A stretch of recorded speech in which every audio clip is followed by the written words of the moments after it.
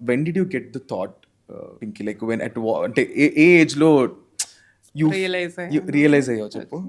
When I was in 5 years old నాకు ఆ టైంలోనే అర్థమైంది.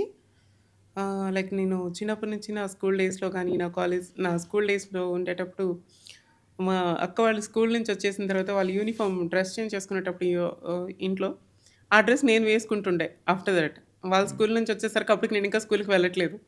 సో, వాళ్ళందరూ చిన్నప్పుడు ఏదో ముద్దుగా, ముచ్చటగా తేజు యూజ్ చేస్తున్నాడు అవుట్‌ఫిట్స్ లైక్ ముద్దుగా ఉంది అనుకునేవాళ్ళు. బట్ నాకు అదే ఇష్టం. యాక్చువల్లీ నాకు అట్లా ఉండటం ఇష్టం. అమ్మాయిలాగా ఉండటం ఇష్టం.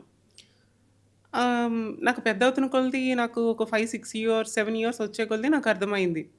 ఐ వాస్ లైక్ నాకు అందరూ అబ్బాయిలాగా ఉండటం ఇష్టం లేదు. నాకు అమ్మాయిలాగా ఉండాలని ఉంది. నాకు ఎట్లయితే నచ్చిందో నేను అట్లనే ఉందాము అని అనుకున్నాను.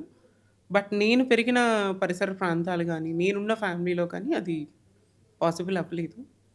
సో, నా 10థ్ అయిపోయింది. నేను హైదరాబాద్ వచ్చేసాను. హైదరాబాద్ రాంగానే కూడా it's not easy to survive here. చాలా కష్టపడ్డాను.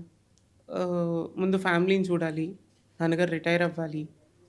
ఇవన్నీ బర్డెన్స్ అన్నీ ఉన్నాయి. మా చెల్లికి పెళ్ళవ్వాలి. ఇవన్నీ అయిన తర్వాత నేను నా డెసిషన్ తీసుకొని అప్పుడు నేను నా ట్రాన్స్‌ఫర్మేషన్‌ని స్టార్ట్ చేశాను. అమ్మో! సో చాలా కష్టం గదా!